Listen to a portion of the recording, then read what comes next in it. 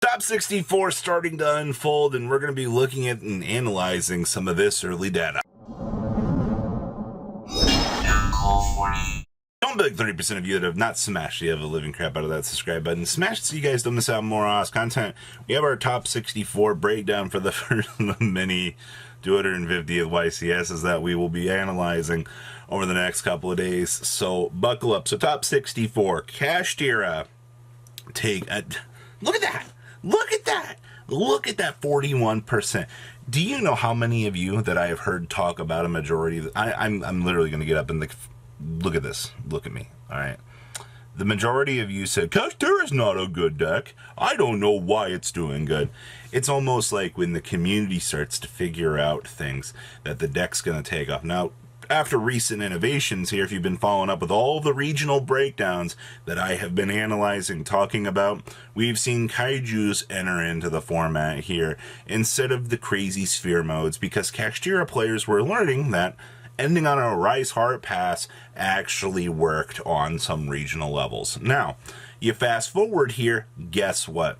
People have figured out the deck. You've had 2 months to figure out how this deck works, and to the amount of players that have ignorantly said, well, you know, the deck's not that good, Robbie. I do agree to an extent that I don't think that the deck is that good. Especially, remember, you're in the higher tiers right now. Looking at like regional data and everything, I've only seen, there have been regionals where you've had 1 Kash Tira, 2 Kash Tira. I mean, it's been all over the place in terms of representation, but I've said, and I will stick to this, that I think that even though in certain representations and areas that Kash Tira is not the best deck, though it is the best deck, it's such a strange thing to consider, because like certain areas, more rogue will do better. It's just kind of how it is. And once again, when you go to the higher tiers here, if you are playing a deck that you might have a good Kash Tira matchup, but you play 10 rounds of Kash Tira, for example, guess what? Variance is going to take hold, and you're going to choke on a couple of matchups that you really wouldn't have considered that you were going to choke out on. Now, our second most represented deck here is actually Sprite. I can't say that I'm kind of shocked about that, actually. If you want my other honest opinion here, Sprite and Branded. All right, so I guess we'll quickly talk about Branded here. Branded, as much as the entire community keeps telling me in my comment section that I'm wrong for underestimating this deck, I'm sorry to tell you this, but looking at constant data, Branded has been mid all format. All right, the thing that the deck has going for it is literally Red Eyes Dark Dragoon, and you play bricks because of that. And if you're playing more bricks, that's less power cards that you can go through. It's not optimized to the best result. That's actually why we were starting to see players kind of start to cut the Dragoon package.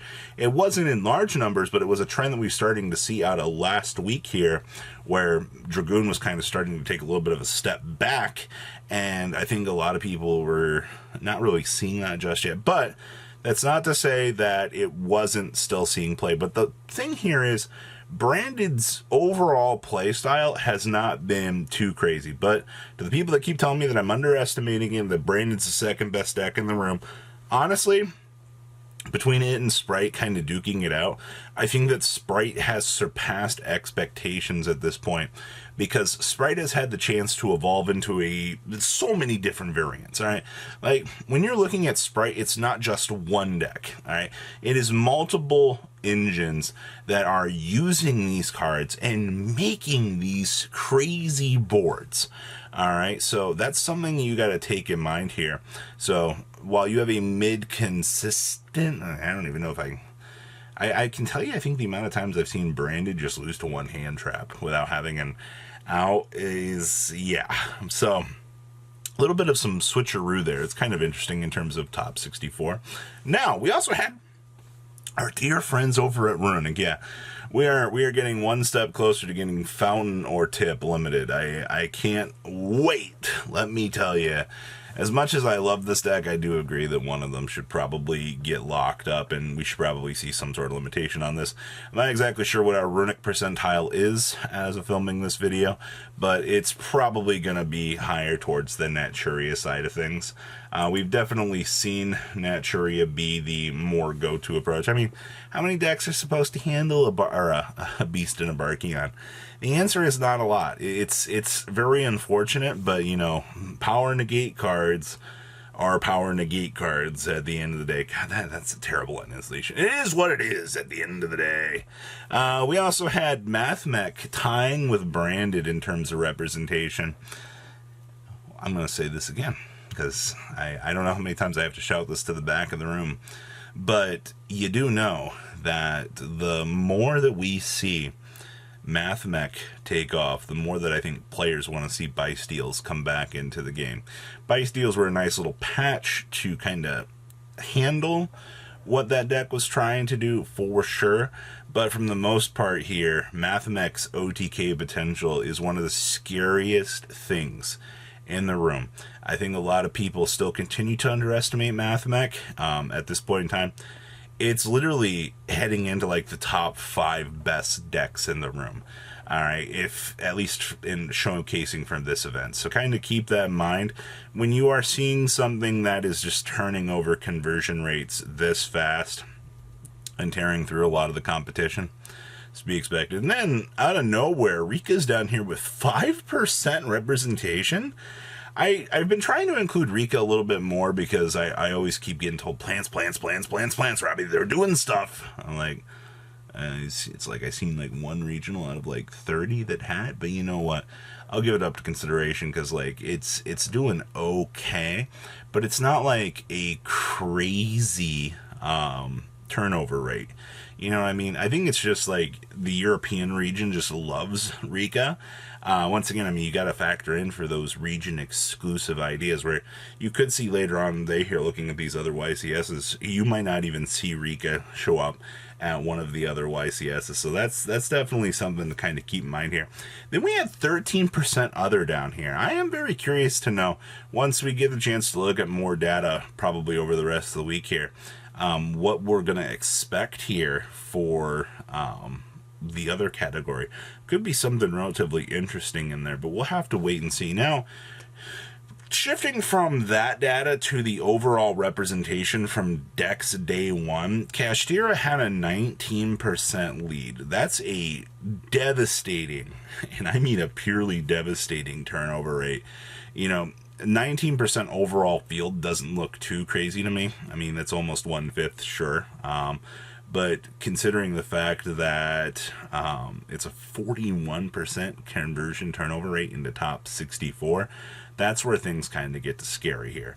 Now, Branded had an 11% conversion rate on entry, which a lot of people... Yeah, actually, your day one breakdown here looks a lot like what I would more consider to be like a little bit more standard in the meta, minus, you know, Mathmech not being present here. But Kashtira Branded Sprite is kind of what the top 3 decks feel like on paper, honestly. You know, kind of like that power scaling where like Branded and Sprite can kind of change over with each other here, and you can kind of see that, and you kind of have Runic kind of carrying it up behind. A lot of people still swear by Labyrinth, even though I've been shouting to the top of the hills that Labyrinth's representation has been falling off. Trap-based decks are good and all, but when an entire format is kind of figured out how to play against things, you know, real strange. Once people kind of start to figure out how to play against things, you know, players kind of start to take action against these things, and then we see things start to fall off. But now the Yu-Gi-Oh! Player community doesn't seem to understand that at the end of the day, but your overall representation for day one looks the way that I would expect. Now, what do I expect when the event? It's probably going to be Kashtira, if you want my honest opinion. I think a lot of people are definitely looking at Kashtira right now. Once again, is the best deck in the room. More and more people have had the time to figure it out. Once you've got things figured out in terms of things to be expected. I mean, it's not to say that I couldn't see Sprite actually pull something out of their butt. The Sprite is always going to have like that surprising shock factor. Depending on which variant it has, it can just snap its fingers and make something incredibly shocking happen. No pun intended. I hope that Sprite actually does take down a W in one of the regions. I think that'd be really cool to see, but I don't think Sword Soul or, you know, Labyrinth are like the decks to do it. But I like to be surprised. So what do you guys think? Please, comment down below, tell me what you guys think. I'll see your beautiful faces back here later today, guys. Peace. patrons. Thank you.